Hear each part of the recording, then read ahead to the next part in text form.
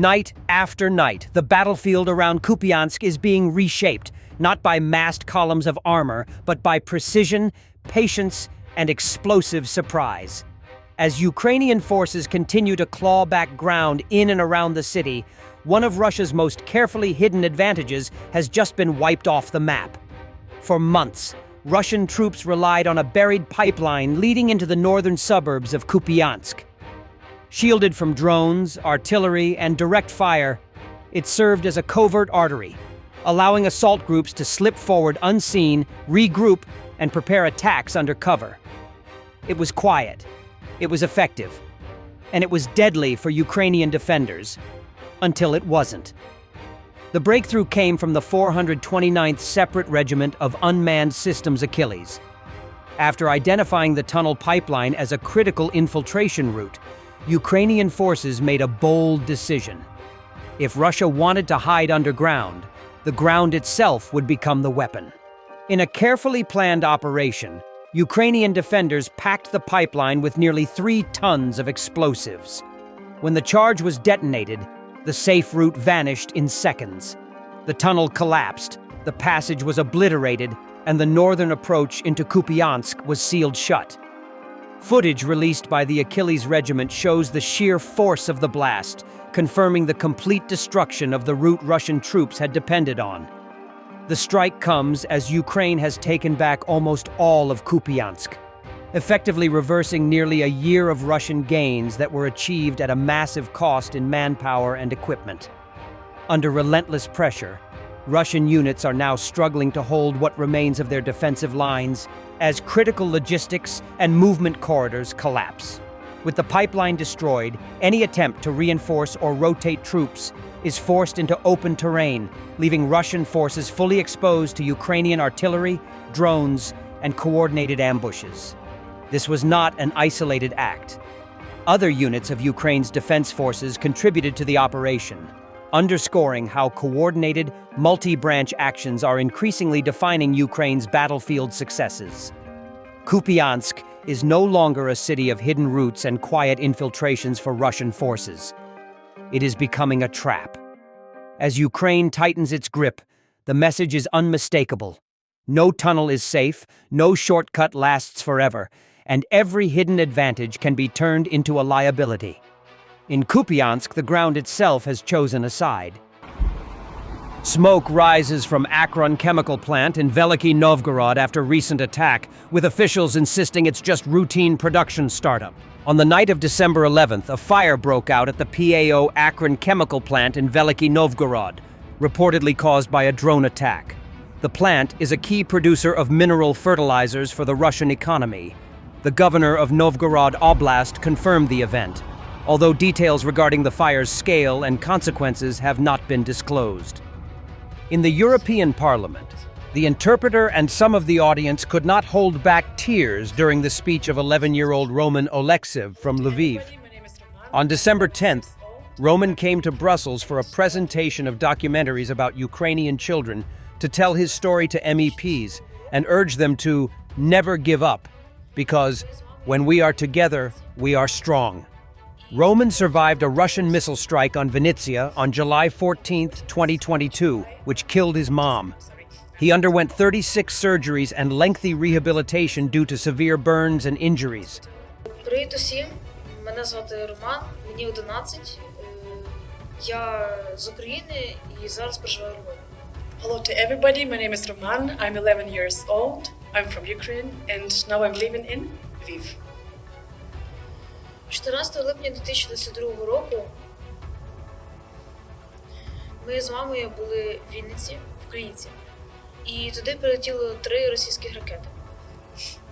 On the 14th of July 2022, sorry, I'm a bit emotional as well.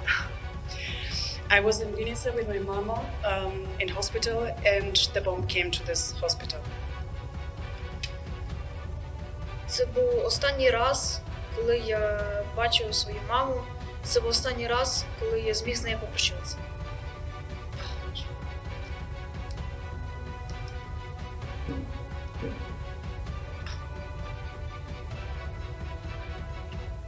will help you. No worries.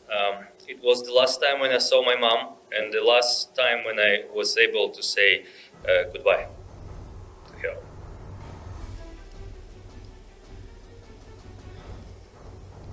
Е,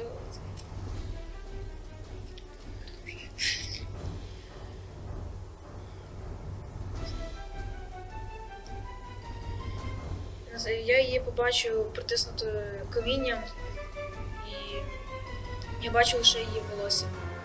Я погладив її волосся і почав боротися. So I have seen that she was under the stone, and I have seen her hair, and I was able to touch her hair and say goodbye to her. Тоді була кома, більше 100 днів реанімації, 36 операцій і майже 3 роки тяжкого лікування і реабілітації в Німеччині.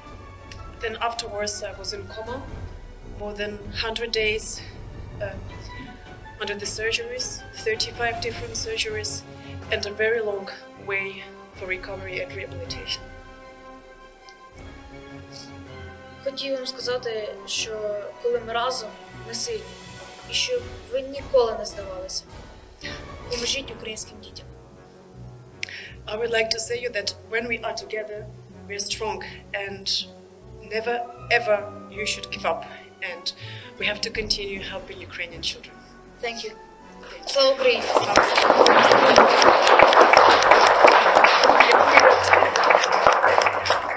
Ukraine sent a 20-point counterproposal rejecting Trump's demand to cede land beyond current front lines and seeking legal guarantees against future Russian aggression, pushing back on his original 28-point plan that echoed Russian talking points, New York Times reported. According to the New York Times, Ukraine's own peace plan sent to the United States rejects withdrawing troops from Donbass and refuses any abandonment of NATO aspirations.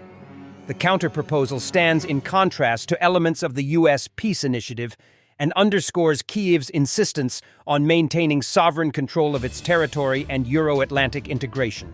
Russia continues attacking the energy, transport, and civilian infrastructure of Odessa region for the second day in a row. Thousands of people are still without electricity, water, and heating in Odessa after yesterday's Russian attack. A Russian airstrike on Odessa on December 12th damaged infrastructure and left parts of the city without electricity and water, head of the Odessa military administration, Serhiy Lysak, reported. Odessa has suffered another hostile attack, Lysak said on Telegram, adding that information about potential casualties was still being verified. He later added that a residential building was also damaged during the attack. Emergency and utility services have been deployed to the site of the strike and are working to assess and repair the damage, he said. On December 13th, residents reportedly received notifications from energy companies that the electricity supply to their homes is expected to be restored days later. Meanwhile, technical water is currently being delivered to residents of Odessa Oblast left without a running water supply due to Russia's attack, the state emergency service announced.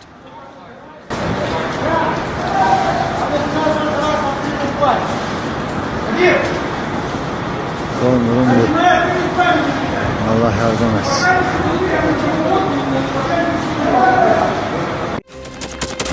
Thanks for watching, and don't forget to subscribe. Also, if you want to support Warthog Defense, please become our member and get early access to new videos, exclusive members-only videos, and become administrator in comments section. The membership link is in the description. Rescues every day. We had a guy last week, it's 6 rescues in 6 days. You know, he's doing the job every day.